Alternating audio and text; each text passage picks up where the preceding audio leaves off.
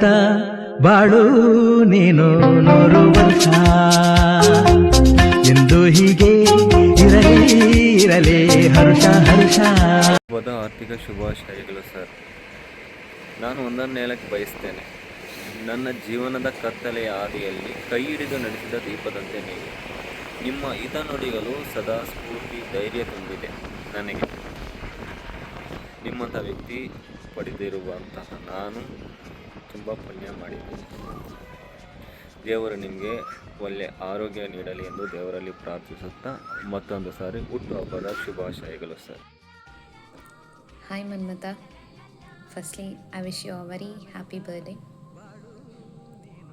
ನಿನ್ನ ಬಗ್ಗೆ ಹೇಳಲಿಕ್ಕೆ ಅಂದರೆ all of us know that ನಮ್ಮ ಇಡೀ ಡಿಗ್ರಿ ಬ್ಯಾಚಿಗೆ ನೀನು ಒಂದು ರೀತಿ ದೊಡ್ಡ ಅಣ್ಣನೇ ಹೌದು, and a big support and surely a conflict solver. ಏಕೆಂದರೆ ಆಗಿಂದ ಇಂದಿನವರೆಗೂ ಯಾರಿಗೆ ಏನೇ ಸಮಸ್ಯೆ ಬಂದ್ರೂ, ಯಾವುದೇ ಒಂದು ಹೆಲ್ಪ್ ಬೇಕು ಅಂದ್ರೂ, ಅಥವಾ ಯಾರ ಮಧ್ಯೆ ಯಾವುದೇ ಜಗಳ ಆದ್ರೂ ಆಗಲ್ಲ ಹಾಗಂತ ಏನಾದರೂ ಡಿಫ್ರೆಂಟ್ ಆಫ್ ಒಪಿನಿಯನ್ಸ್ ಬಂದ್ರೂ ಅದಕ್ಕೆ ಕಾನ್ಫ್ಲಿಕ್ಟ್ ಸಾಲ್ವರು ಹೌದು. ಯಾರಿಗೆ ಸಮಸ್ಯೆ ಬಂದ್ರೂ ನೀನೊಬ್ಬ ಸಪೋರ್ಟರಾಗಿ ಅವ್ರಿಗೆ ಗೈಡ್ ಮಾಡಿ ನಿಂತಹ ವ್ಯಕ್ತಿ. ಅಂದಿನಿಂದ ನಮ್ಮಲ್ಲಿ ಸೀನಿಯರು ಆಗಿದ್ದು ಆ ಸೀನಿಯಾರಿಟಿಯನ್ನು ಉಳಿಸ್ಕೊಂಡು ಹಾಗೆ ನಿನ್ನ ಸ್ಥಾನಮಾನವನ್ನು ಉಳಿಸ್ಕೊಳ್ತಾ ಇರುವಂಥ ಒಬ್ಬ ಉತ್ತಮ ವ್ಯಕ್ತಿ ಹೌದು. ನೀನು ಹೀಗೆ ನಮ್ಮ ಎಲ್ರಿಗೂ ಸಪೋರ್ಟಿವ್ ಆಗಿ ಗೈಡೆಡ್ ಪರ್ಸನ್ ಆಗಿ and a good friend always we hope you in that place. ದೇವರು ನಿನಗೆ ಹೀಗೆ ಸಂತೋಷ, ಸುಖ, ಆಯುರ, ಆರೋಗ್ಯ, ಐಶ್ವರ್ಯಗಳನ್ನು ನೀಡಲಿ. ನಿನ್ನ ಆ ಸಾರ್ಥಕದ ಜೀವನಕ್ಕೆ ಒಬ್ಬ ಒಳ್ಳೆಯ ಸಂಗಾತಿಯನ್ನು ದೇವರು ನಿನಗೆ ನೀಡಿದ್ದಾನೆ. Sushmita is also A good person. ಹಾಗೆ ಜೊತೆಗಿನ ನಿನ್ನ ಸಂಸಾರದ ಜೀವನ ಹೀಗೆ ಬೆಳೀಲಿ, ಸುಖವಾಗಿ ಮುಂದುವರಿಲಿ, ಸಂತೋಷದಿಂದ ಇರಿ ಅಂತ ಹೇಳ್ತಾ once again I wish you a very happy birthday. Many more happy returns of this day. Manmatha, ಬಾಯ್.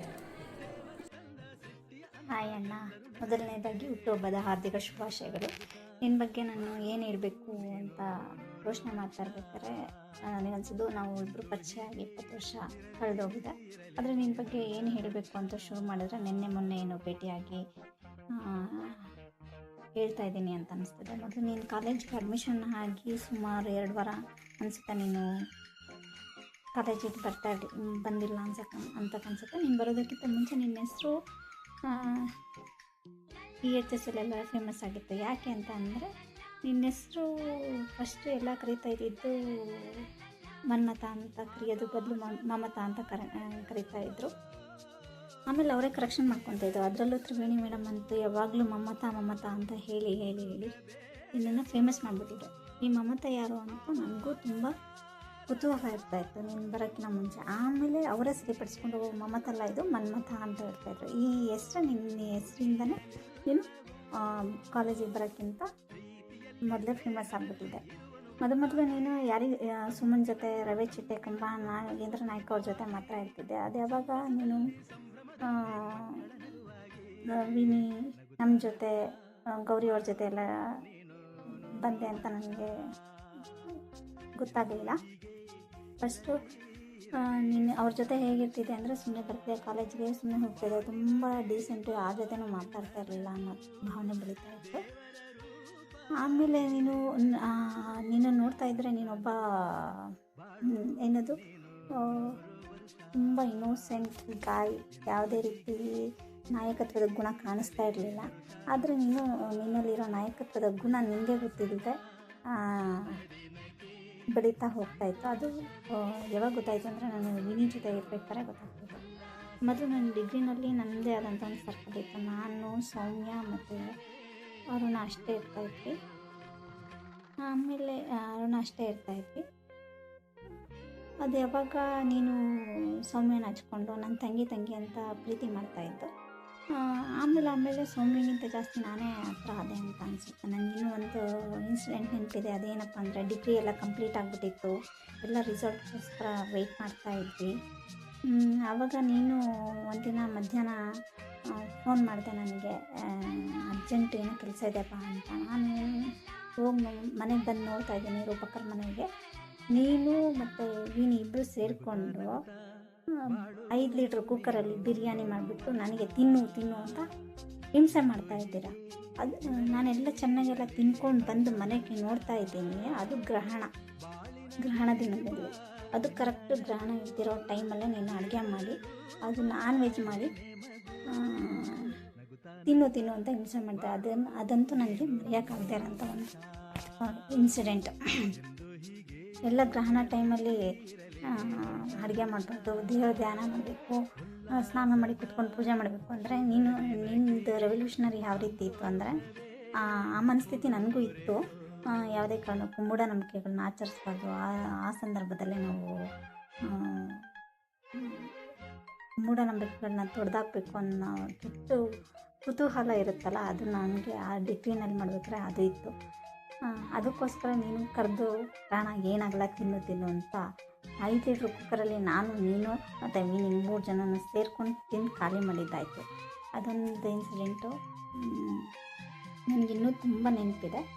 ಆಮೇಲೆ ಬರ್ತಾ ನಾನು ನಮ್ಮ ಎಲ್ಲ ಡಿಗ್ರಿ ಎಲ್ಲ ಮುಗಿದ್ಮೇಲೆ ಎಲ್ಲ ಕಾಂಬಿನೇಷನ್ ಎಲ್ಲ ಚೇಂಜ್ ಮಾಡ್ಕೊಂಡ್ವಿ. ಅಂದರೆ ಎಲ್ಲರೂ ಅವ್ರದ್ದೇ ಆಗಿದ್ದಂತಹ ಸ್ಟ್ರಿಂಗಿಗೆ ಹೋದರು.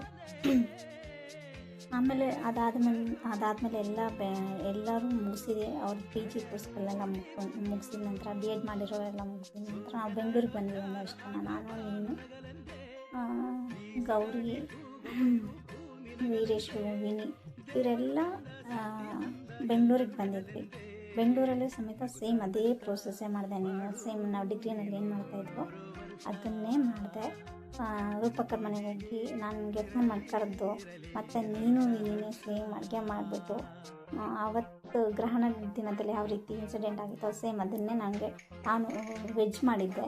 ವೆಜ್ ಮಾಡಿ ಮತ್ತೆ ಅದೇ ಥರ ನನಗೆ ಊಟಕ್ಕೆ ಕೊಡಿಸಿದ್ರೆ ಊಟ ಮಾಡೋ ತನಕ ಬಿಡದೆ ಕೊಟ್ಟು ಕಳಿಸಿದ್ದೆ. ಇದೆಲ್ಲ ಆದಮೇಲೂ ನಾವು ಅದೇ ಬಾಂಧವ್ಯನ ಇಟ್ಕೊಂಡಿದ್ದೀವಿ ಅಂದರೆ ಸುಮಾರು 20 ವರ್ಷ ಕಳೆದ್ರೂ ನಮ್ಗೆ ಅದೇ ಬಾಂಧವ್ಯ ಉಂಟಾಗಿದೆ. ಇನ್ನೊಂದು ನನಗೆ ಕೆಟ್ಟ ಕುತೂಹಲ ಏನಪ್ಪ ಅಂದರೆ ಇನ್ನೊಂದೇನೆಂದರೆ ನಾನು ನೀನು ಸೇರ್ಕೊಂಡು ಮಠ ಕಟ್ಟೋಣ ಅಂತ ಹೇಳಿದೆ. ನೀನು ಅಲ್ಲಿಗೂ ಕೊನೆಗೆ ಕೈ ಕೊಟ್ಟಿದ್ಯಾ, ಪರವಾಗಿಲ್ಲ, ನನಗೆ ತುಂಬ ಖುಷಿ ಆಯಿತು ನೀನು ಮದುವೆ ಆಗಿರೋದಕ್ಕೆ. ಇನ್ನೊಂದು ಕೆಟ್ಟ ಕುತೂಹಲ ಏನಪ್ಪ ಅಂದರೆ ನಮ್ಮ ಮನ್ಮಥನಿಗೆ ರತಿ ಎಲ್ಲಿ ಸಿಗ್ತಾಳೆ, ಎಂಥವಳು ಸಿಗ್ತಾಳೆ ಅನ್ನೋ ಒಂದು ಕುತೂಹಲ ಇತ್ತು. ಆ ಕುತೂಹಲ ದೇವ್ರ ದಯೆಯಿಂದ ಕರ್ಗೋಗಿದೆ. ದೇವ್ರ ದಯೆಯಿಂದ ನಮಗೆ ಯಾವ ರೀತಿ ಬೇಕಾಗಿರುತ್ತೋ ಅಂಥ ಗುಣ ಇರುವಂತಹ ಅದಕ್ಕೆ ಸಿಕ್ಕಿದ್ದಾಳೆ. ಆಲ್ರೆಡಿ 2 ವರ್ಷ ಆಯಿತು, ನನಗಿನ್ನೂ ಪ್ರಮೋಷನ್ ಕೊಟ್ಟಿಲ್ಲ. ನೀನು ಯಾವಾಗ ಪ್ರಮೋಷನ್ ಕೊಡ್ತೀಯ ಅಂತ ಕಾಯ್ತಾ ಇದ್ದೀನಿ. ಯಾವಾಗ ಅತ್ತೆಯನ್ನು ಪ್ರಮೋಷನ್ ಕೊಡ್ತಾ ಇದೆಯಾ ಅಂತ ಕಾಯ್ತಾ ಇದ್ದೀನಿ. ಇನ್ನೂ ಜಾಸ್ತಿ ಇದೆ ಅನಿಸುತ್ತೆ ಹೇಳೋಕ್ಕೆ.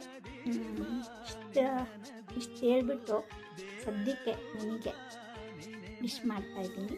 ಆ ದೇವರು ನಿನಗೆ ಆರೋಗ್ಯ, ಆಯುಷು, ಐಶ್ವರ್ಯ ಕೊಟ್ಟು ಎಲ್ಲ ಪ್ರೀತಿನೂ ನಿನಗೆ ಕೊಟ್ಬಿಟ್ಟು 100 ಕಾಲ ಚೆನ್ನಾಗಿಟ್ಟಿರಲಿ ಅಂತ ಹಾರೈಸ್ತೀನಿ. ಒನ್ಸ್ ಅಗೇನ್ ಹ್ಯಾಪಿ ಬರ್ತ್ಡೇ ಮನ್ಮಥಣ್ಣ. I love you. Hi Manmath, ಸರ್ಪ್ರೈಸಾ?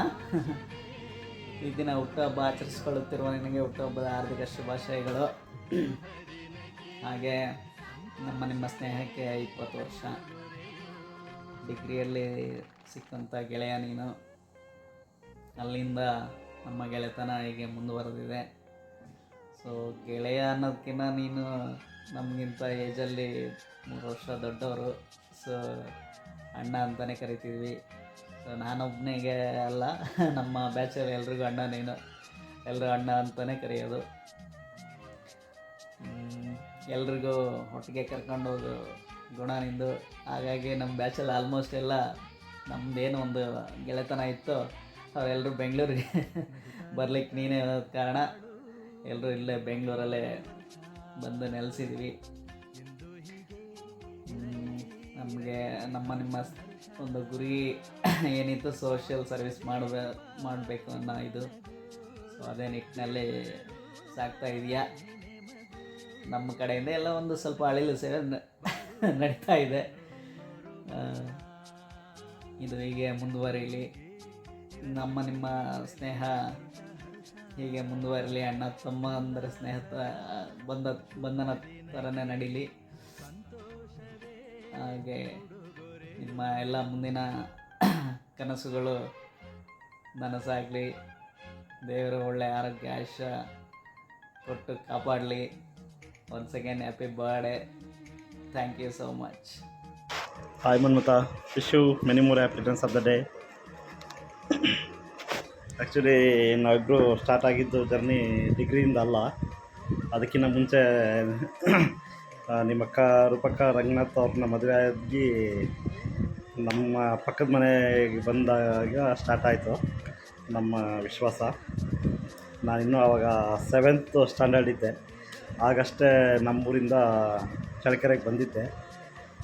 So ಅಲ್ಲಿಂದ ರೂಪಕ್ಕ ಪರಿಚಯ ಆದರು. ಸೊ ಅದಾದಮೇಲೆ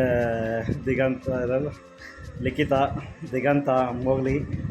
ಅದಾದಮೇಲೆ ಫೈನಲ್ ಪರಿಚಯ ಆಗಿದ್ದು ನೀನು. ಅದು ಯಾವಾಗ ಡಿಗ್ರಿ ಫಸ್ಟ್ ಸೆಮ್ ಕಂಪ್ಲೀಟ್ ಆದಮೇಲೆ. ಅಲ್ಲಿಂದ ನಮ್ಮದು ಲೈಫ್ ಸ್ಟಾರ್ಟ್ ಆಯಿತು.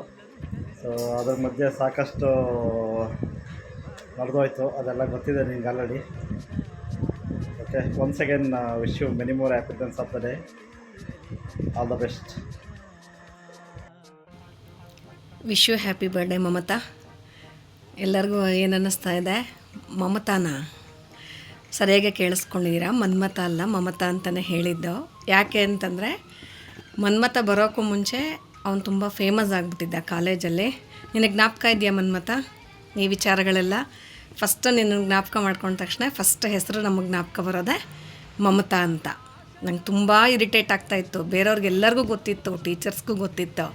ಆದರೆ ನನಗೆ ಮಾತ್ರ ತುಂಬ ಹಿಂಸೆ ಆಗ್ತಿತ್ತು. ಯಾವಾಗ ಅಂದರೆ ಇಂಟರ್ನಲ್ಸಲ್ಲೆಲ್ಲ ಅವ್ರ ಅಟೆಂಡೆನ್ಸ್ ಕರಿಬೇಕಾದ್ರೆ ನಾವು ಕಷ್ಟಪಟ್ಟು ಯೋಚನೆ ಮಾಡಿ ಬರಿತಾ ಇರಬೇಕಾದ್ರೆ ಅವರು ಮಮತಾ ಮಮತಾ ಅಂತ ಅಟೆಂಡೆನ್ಸ್ ಕೂಗ್ತಾನೇ ಇದ್ದರು.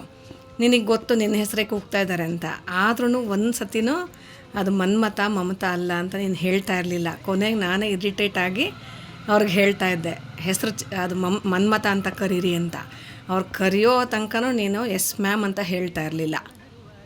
ಕರೆಕ್ಟಾಗಿ ಜ್ಞಾಪಕ ಇದೆಯಾ? ಆ ಥರ ನಿನ್ನ ಬಗ್ಗೆ ನನಗೆ ತುಂಬ ಚೆನ್ನಾಗಿ ಜ್ಞಾಪಕ ಇರೋದಂದರೆ ಆ ವಿಚಾರ. ಫಸ್ಟ್ ಡಿಗ್ರಿ ಅಂದಾಗ ಮನ್ಮತ ಅಂದಾಗ ಆ ವಿಚಾರ. ಅದಾದಮೇಲೆ ನಾವು ತುಂಬ ಕ್ಲೋಸ್ ಆಗಿದ್ದು. ಆ್ಯಕ್ಚುಲಿ ನಾನೇ ಬಂದು ಎಲ್ಲರನ್ನೂ ಮಾತಾಡಿಸ್ತಾ ಇದ್ದೆ, ಇನ್ಕ್ಲೂಡಿಂಗ್ ಯು, ನಿನ್ನೂ ಮಾತಾಡಿಸ್ತಾ ಇದ್ದೆ. ಬಟ್ ನೀನೇನು ಅಂದರೆ ಎಲ್ಲರ ಜೊತೆಲೂ ಮಿಂಗಲ್ ಆಗ್ತಾಯಿದ್ದೆ, ಬಟ್ ಹುಡುಗಿರಿಂದ ಸ್ವಲ್ಪ ದೂರನೇ ಇರ್ತಾಯಿದ್ದೆ. ಯಾವಾಗಲೂ ಬಸವರಾಜು ಇಲ್ಲ ವಿನಿ ಜೊತೆಯಲ್ಲಿ ಯಾವಾಗಲೂ ಓಡಾಡ್ತಾ ಇರ್ತಾಯಿದ್ದೆ. ನಾನು ಮಾತಾಡ್ಸಿದ್ರು ನೀನು ಸುಮ್ಮನೆ ನೋಡ್ತಾ ಇದ್ದೆ, ನಿನ್ನ ಪಾಡಿ ನೀನು ಹೊಟ್ಟೋಗ್ತಾ ಇದ್ದೆ. ಮಾತ್ರ ಒಂದೇ ಒಂದು ಚಿಕ್ಕದು ಗ್ರೀಟಿಂಗ್ ಕಾರ್ಡ್, ಇಷ್ಟು ಅಗಲ ಇರೋದು, ಇಷ್ಟು ಉದ್ದ ಇರೋ ಅಂಥದ್ದು ಗ್ರೀಟಿಂಗ್ ಕಾರ್ಡ್, ಅದ್ರ ತುಂಬ ಎಲ್ಲ ಬರೆದುಬಿಟ್ಟು ಬರ್ಡೇಗೆ ವಿಶಸ್ ಮಾಡಿ ಕೊಟ್ಟಿದ್ದೆ. ಅವಾಗ ನೀನು ಒಂದು ಸತಿ ಗ್ರೀಟಿಂಗ್ ಕಾರ್ಡ್ ಕಡೆ ನೋಡಿಬಿಟ್ಟು ನನ್ನನ್ನು ಸತಿ ನೋಡಿದ್ದೆ. ಯಾಕೆಂದರೆ ನನಗದೊಂದು ಹುಚ್ಚು. ಯಾರದೇ ನನ್ನ ಫ್ರೆಂಡ್ಸ್ ಆಗಲಿ ನಮ್ಮ ರಿಲೇಟಿವ್ಸ್ ಆಗಲಿ ಎಲ್ಲರದ್ದು ಬರ್ಡೇ ಡೇಟ್ಸ್ ಜ್ಞಾಪಕ ಇಟ್ಕೊಂಡು ವಿಶ್ ಮಾಡೋದು. May 22 ಅವಾಗೆಲ್ಲ ವಿಶ್ ಮಾಡ್ತಾಯಿದ್ದಿದ್ದು. ಯಾಕೆಂದರೆ ನಮಗೆ ಗೊತ್ತಿರೋ ಡೇಟ್ ಅದೇ. ಇವಾಗ July 14 ಅಂತ ಸ್ವಲ್ಪ ವರ್ಷಗಳ ಹಿಂದೆ ಗೊತ್ತಾಯಿತು. ಆವಾಗಿಂದ ಆ ಡೇಟಿಗೆ ವಿಶ್ ಮಾಡ್ತಾ ಇರೋದು.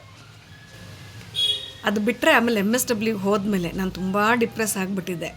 ಆವಾಗ ನೀನು ಹೇಗೆ ಅಂದರೆ ನೀನು ಜೊತೆಲೇ ಬಂದಿದೆಯಾ, ಆದರೆ ನೀನು ದೂರದಿಂದ ಕನ್ಸರ್ನ್ ತೋರಿಸ್ತೀಯ, ದೂರದಿಂದ ನೋಡ್ತೀಯ ಅಷ್ಟೇ. ಆಗಲಿ ಎಲ್ಲರ ಜೊತೆಲೂ ಮಿಂಗಲ್ ಆಗಲಿ, ಎಲ್ಲರ ಜೊತೆಲಿ ಚೆನ್ನಾಗಿರಲಿ ನಾನು ಅಂತ ನೀನು ಎಕ್ಸ್ಪೆಕ್ಟ್ ಮಾಡ್ತಾಯಿದ್ದೆ. ನಾನು ಸುತ್ತ ಇರೋ ನನ್ನ ಫ್ರೆಂಡ್ಸ್ ಜೊತೆಗೆಲ್ಲ ಫ್ರೆಂಡ್ಲಿಯಾಗಿರ್ತಾಯಿದ್ದೆ, ನನ್ನನ್ನು ಮಾತ್ರ ಮಾತಾಡಿಸ್ತಾ ಇರಲಿಲ್ಲ. ಅದು ತುಂಬ ಹರ್ಟ್ ಆಗ್ತಾಯಿತ್ತು ನನಗೆ. ಇನ್ನೊಂದು ಹೇಳೋದು ಮರ್ತೋಯ್ತು, ಡಿಗ್ರಿ ಫೈನಲ್ ಇಯರ್ ರಿಸಲ್ಟ್ ದಿವಸ ಅದು ಇವತ್ತಿಗೂ ನನಗೆ ಇವಾಗಲೇ ಮಾತಾಡಿದ್ದೀವೇನೋ ಅನ್ನೋಷ್ಟು ಚೆನ್ನಾಗಿ ಜ್ಞಾಪಕ ಇದೆ. ಹೇಗೆ ಅಂದರೆ ಫೈನಲ್ ಇಯರ್ ಬಂದ ತಕ್ಷಣ ಡಿಗ್ರಿ 3 ವರ್ಷ 5 ಸೆಮಿಸ್ಟರ್ಸ್ ಏನು ಓದಿದ್ವೋ ಗೊತ್ತಿಲ್ಲ. 6th ಸೆಮಿಸ್ಟರ್ ಬಂದ ತಕ್ಷಣ ಎಲ್ಲರೂ ಒಂಥರ ಪ್ರೆಷರ್, ನಾವೇ ಫೀಲ್ ಆಗೋದು, ಚೆನ್ನಾಗಿ ಸ್ಕೋರ್ ಮಾಡಬೇಕು ಅನ್ನೋದು. ಮುಂದೆ ಏನು ಮಾಡಬೇಕು ಅಂತ ಗೊತ್ತಿರಲಿಲ್ಲ. ಅಷ್ಟರ ತನಕ ಮಾತ್ರ ಗೊತ್ತಿತ್ತು MA ಮಾಡಬೇಕು ಅಂತಿದ್ದೆ. ಅದು ಡೆಸ್ಟಿನಿ ಚೇಂಜ್ ಆಯಿತು. ಆದರೆ ಅವತ್ತು ರಿಸಲ್ಟ್ ಬಂದಿದ್ದ ದಿವಸ ಕಾಲೇಜಿಗೆ ಬಂದುಬಿಟ್ಟಿದೆ ಈವ್ನಿಂಗು. ನೆಕ್ಸ್ಟ್ ಡೇ ನೋಟಿಸ್ ಬೋರ್ಡಿಗೆ ಹಾಕ್ತಾರೆ ಅಂತ ಆಯಿತು. ಆದರೆ ನಿನ್ಗೆ ಕ್ಯೂರಿಯಾಸಿಟಿ ತಡ್ಕೊಳಕ್ಕಾಗಿಲ್ಲ. ನೀನು ಹೋಗಿಬಿಟ್ಟು ಅಟೆಂಡರ್ ಹತ್ರ ಕಾಡಿ ಬೇಡಿ ತೆಗ್ಸಿ ನೋಡಿದ ತಕ್ಷಣ ಫಸ್ಟ್ ನೀನು ನನಗೆ ಫೋನ್ ಮಾಡಿಬಿಟ್ಟು ಎಷ್ಟು ಖುಷಿಯಲ್ಲಿ ಹೇಳಿದೆ ಅಂದರೆ ನನ್ನ ಲೈಫಲ್ಲಿ ಮರೆಯೋಕ್ಕಾಗಲ್ಲ ಅದನ್ನು. ಯಾಕೆಂತಂದರೆ ಅದು ನಾನು ಅಷ್ಟು ಸ್ಕೋರ್ ಮಾಡಿದ್ದೀನಿ ಅಂತ ನನಗೆ ಇವತ್ತಿಗೂ ನಂಬೋಕ್ಕಾಗಲ್ಲ. ಅದಕ್ಕೆಲ್ಲದಕ್ಕೂ ಕಾರಣ ಅಜಯ್ ಸರ್. ಅವ್ರ ಸಪೋರ್ಟ್ ಇಲ್ಲದೆ ಹೋಗಿದ್ದಿದ್ರೆ ಇವತ್ತು ನಾನಾಗಲಿ ನೀನಾಗಲಿ ಇಷ್ಟು ವರ್ಷದ ಫ್ರೆಂಡ್ಶಿಪ್ ಕಂಟಿನ್ಯೂ ಆಗೋಕ್ಕಾಗಲಿ ಅವರು ಒಂದು ಮೂಲ ಕಾರಣ. ಬೇರೆ ಎಲ್ಲ ರೀಸನ್ಗಿಂತನೂ ಅಜಯ್ ಸರ್ ಅನ್ನೋ ಒಂದು ವ್ಯಕ್ತಿಯಿಂದನೇ ನಾವೆಲ್ಲ ತುಂಬ ಹತ್ತಿರ ಆಗಿದ್ದು ಅಂತ ನಾನು ಹೇಳೋಕ್ಕೆ ಇಷ್ಟಪಡ್ತೀನಿ. ಸರ್ ಮೂಲಕನೇ ಎಲ್ಲ ಸಾಧಿಸೋದಕ್ಕೆ ಆಗಿದ್ದು ನಮಗೆ. ಎಷ್ಟು ಖುಷಿಯಾಗಿ ಫೋನ್ ಮಾಡಿದೆ, ಅಪ್ಪಾಜಿ ನಿಂದೇ ಹೈಯೆಸ್ಟು, ಸೋಷಿಯಾಲಜಿ ನಿಂದೇ ಹೈಯೆಸ್ಟ್ ಬಂದಿದೆ, ಆಮೇಲೆ ಸೆಮಿಸ್ಟರ್ ಟಾಪರು ನೀನೇ ಅಂತೇಳಿ ತುಂಬ ಖುಷಿಯಾಗಿ ಫೋನ್ ಮಾಡಿ ಹೇಳಿದೆ. ನಂಗೆ ಇವತ್ತಿಗೂ ಅದು ಚೆನ್ನಾಗಿ ಜ್ಞಾಪಕ ಇದೆ. ಅವಾಗಿನ್ನ ಮೊಬೈಲ್ ಫೋನ್ಸು ಕಡಿಮೆ ಇತ್ತು. ನಿನ್ನ ಲ್ಯಾಂಡ್ಲೈನ್ ನಂಬರ್ಗೆ ಫೋನ್ ಮಾಡಿ ಹೇಳಿದಾಗ ನನಗೆ ನಂಬೋಕ್ಕಾಗಲಿಲ್ಲ ನಿಜವಾಗ್ಲೂ ನಂದೇ ಹೈಯೆಸ್ಟ್ ಬಂದಿದೆಯಾ ಅಂತ. ಆದರೆ ಅದು ಹೇಗೆ ಅಂತಂದರೆ ಎಲ್ಲ ಟೈಮಲ್ಲೂ ನಿನ್ನ ಬಗ್ಗೆ ನಮಗೆ ಜಾಸ್ತಿ ಗೊತ್ತು ಅಂತ ಅನಿಸುತ್ತೆ. ಅದೊಂಥರ ಖುಷಿ ಕೊಡುತ್ತೆ.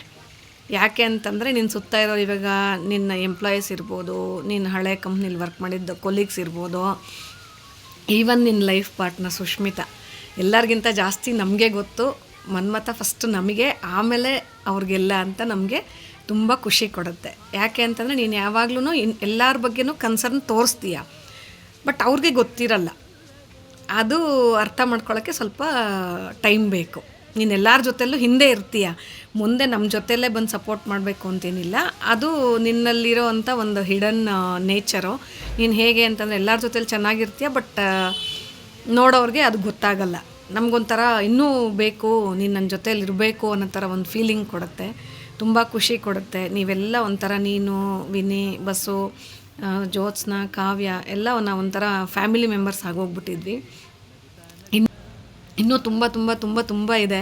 ಆದರೆ ನಾನೊಬ್ಬಳೇ ಇಷ್ಟೊಂದು ಮಾತಾಡಿದ್ರೆ ಅಲ್ಲಿ ಸುಷ್ಮಿತಾ ಪಾಪ ಇನ್ನೂ ತುಂಬ ಜನದ ಹತ್ರ ವೀಡಿಯೋ ಮಾಡಿಸಿದ್ದಾಳೆ. ಅದೆಲ್ಲ ನೀನು ಕೇಳಬೇಕು. ಇನ್ನು ಯಾವಾಗಲೂ ಸಂತೋಷವಾಗಿರೋ, ಖುಷಿಯಾಗಿರೋ ಅಂತ ಮಾತ್ರ ಹೇಳೋಕ್ಕೆ ಇಷ್ಟಪಡ್ತೀನಿ. ಆಮೇಲೆ ಇನ್ನೊಂದು ವಿಚಾರ ಲಾಸ್ಟಲ್ಲಿ ಹೇಳಿಬಿಡ್ತೀನಿ. ನನ್ನ ಡಿಗ್ರಿ ಫ್ರೆಂಡ್ಸ್ ಆಗಿರಲಿ, MSW ಫ್ರೆಂಡ್ಸ್ ಆಗಿರಲಿ, ಎಲ್ಲರೂ ಯಾವಾಗಲೂ ನಾನು ಯಾವಾಗ ಸಿಕ್ಕಿದ್ರೂ ಕೇಳೋರು, ಎಲ್ಲಿ ನಿಮ್ಮ ಅಣ್ಣಂಗೆ ಮದುವೆ ಮಾಡಲ್ವಾ, ಎಲ್ಲಿ ನಿಮ್ಮ ಅಣ್ಣಂಗೆ ಮದುವೆ ಮಾಡಲ್ವಾ ಅಂತ. ಕೊನೆಗೂ ನೀನು ಒಳ್ಳೆ ಹುಡುಗಿನ ಸೆಲೆಕ್ಟ್ ಮಾಡಿ ಮದುವೆ ಆಗಿದೆಯಾ. ನಮಗೂ ಒಂಥರ ಇತ್ತು, ಮದುವೆ ಆಗಬೇಕು ಮನ್ಮಥ ಅಂತ ಇತ್ತು ಆಗಲಿ, ಬಟ್ ನಿನ್ನ ಲೈಫ್ ಪಾರ್ಟ್ನರಾಗಿ ಬರೋವಳು ಯಾವ ಥರ ಇರ್ತಾಳೋ, ನಾವು ಇವಾಗಿರೋ ಅಷ್ಟು ಇಂಟಿಮೆಸಿ ನಿನ್ನ ಮದುವೆ ಆದಮೇಲೆ ನಾವು ಕಂಟಿನ್ಯೂ ಮಾಡೋಕ್ಕಾಗುತ್ತೋ ಇಲ್ವೋ, ಅದೊಂದು ಎಲ್ಲೋ ಒಂದು ಚಿಕ್ಕ ಕೊರಗಿತ್ತು. ಬಟ್ ಇವಾಗ ಹೇಗಾಗೋಗಿದೆ ಅಂದರೆ ನಿನ್ನ ಜೊತೆಗಿಂತ ಜಾಸ್ತಿ ಸುಷ್ಮಿತಾ ಜೊತೆಗೆ ಮಾತಾಡ್ತೀವಿ ನಾವು. ಅಷ್ಟು ಖುಷಿ ಕೊಡ್ತಾ ಇದೆ ಸುಷ್ಮಿತಾನ ನೀನು ಸೆಲೆಕ್ಟ್ ಮಾಡಿದ್ದಕ್ಕೋಸ್ಕರ. ಓಕೆನಾ? ಯಾವಾಗಲೂ ಹ್ಯಾಪಿಯಾಗಿರೋ, ನಗ್ನಗ್ತಾ ಇರೋ. Once again wish you many more happy returns of the day. Thank you Sushmita. Okay, hi Manmath, wish you happy birthday. Manmath, ನಮ್ಮದು ಫಸ್ಟ್ ಜರ್ನಿ ಸ್ಟಾರ್ಟ್ ಆಗಿದ್ದು 4ನೇ ಕ್ಲಾಸಿಂದ. ಬಟ್ 4ನೇ ಕ್ಲಾಸಿಂದ ಹೆಂಗಿತ್ತು ಜರ್ನಿ ಅಂದರೆ ಬೆಸ್ಟ್ ಜರ್ನಿ ಇತ್ತು. ಅಪ್ ಟು 2nd PUCವರೆಗೂ ನಮಗೇನು ಗೋಲ್ ಸೆಟ್ಟಿಂಗ್ ಅನ್ನೋದೇ ಇರಲಿಲ್ಲ ಅವಾಗ. ಅಪ್ ಟು PUCವರೆಗೂ ಏನು ಮಾಡಬೇಕು, ಫ್ಯೂಚರ್ ಏನು ಮಾಡಬೇಕು, ಯಾವ ಥರ ಮಾಡಬೇಕು ಅನ್ನೋದಿರಲಿಲ್ಲ. ಆಫ್ಟರ್ ಡಿಗ್ರಿಯಲ್ಲಿ ನಮ್ಮ ಗೋಲ್ ಸೆಟ್ಟಿಂಗ್ ಅನ್ನೋದು ಕ್ರಿಯೇಟ್ ಆಯಿತು. ಬಟ್ ಅದರಲ್ಲೂ ಬೆಂಗಳೂರು ಜೀವನ ಅನ್ನೋದು ನಮಗೆ ಒಳ್ಳೆ ಜೀವನ ಪಾಠ ಕಲಿಸ್ಕೊಡ್ತು. ಅದರಲ್ಲಿ ಬ್ಯಾಕ್ ಬೋನ್ ಆಗಿ ನಿಂತಿದ್ದು ನಮ್ಮ ಕಷ್ಟ ಬಂದಾಗ ನೀನೇ ಮನ್ಮಥ. ಅದು ಬೆಸ್ಟ್ ಫ್ರೆಂಡ್ ಅಂತ ನಾನು ಹೇಳ್ಕೊಳಕ್ಕೆ ಭಾಳ ಇಷ್ಟಪಡ್ತೀನಿ ಆ ಬೆಂಗಳೂರು ಜೀವನನ. ಅದು ಎಷ್ಟೋ ಸಲ ನೆನೆಸ್ಕೊಂಡಿದ್ದೀನಿ. ಮನ್ಮಥ್, ನಮ್ಮ ಬೆಂಗಳೂರು ಜೀವನ ನಡಿಬೇಕಾದ್ರೆ ಯಾವ ಥರ ಜೀವನ ಇತ್ತು, ಯಾವ ಥರ ನೀನು ಸಪೋರ್ಟಿಂಗ್ ಮಾಡಿದೆ, ಆ ಕಷ್ಟ ದಿನಗಳಲ್ಲಿ ಯಾವ ಥರ ನೀನು ಸ್ಪೋರ್ಟಿವ್ ಆಗಿ ಮೋಟಿವೇಶನ್ ಮಾಡಿದೆ, ಅದು ನಿಜವೂ ಯಾವತ್ತೂ ಮರೆಯೋಕ್ಕಾಗಲ್ಲ. ಬಟ್ ಯಾವತ್ತೂ ನೀನೊಂದು ಬೆಸ್ಟ್ ಫ್ರೆಂಡೇ. ಆಮೇಲೆ ಇನ್ನೊಂದು ಏನಪ್ಪ ಅಂತಂದರೆ, ನೀನು ಯಾವಾಗಲೂ ಸದಾಕಾಲ ನಕ್ಕಂತ ಒಳ್ಳೆಯ ಜೀವನ ಇನ್ನೂ ಎತ್ತರಕ್ಕೆ ಬೆಳಿಬೇಕು ಅಂತೇಳಿ ನಾವು ಒಂದು ಕೇಳ್ಕೊತೀವಿ. But 1 second wish you happy birthday. Okay, ನಿನ್ನ ಜೀವನ ಭಾಳ ಸುಖಕರವಾಗಿರಲಿ ಅಂತೇಳಿ ಕೇಳ್ಕೊತಿದ್ದೀನಿ. ಆಮೇಲೆ ಇನ್ನೊಂದು ಏನಪ್ಪ ಅಂದರೆ, ನಮ್ಮ ಹುಡುಗರು ಒಂದು ವಿಶ್ ಮಾಡ್ತಾರೆ. Happy returns of the day Manmath ಮಾಮ. ಉಲ್ಲಾಸದ ಶುಭ ದಿನಕ್ಕೆ ಸಂತೋಷವೇ ಉಡುಗೊರೆಯೋ.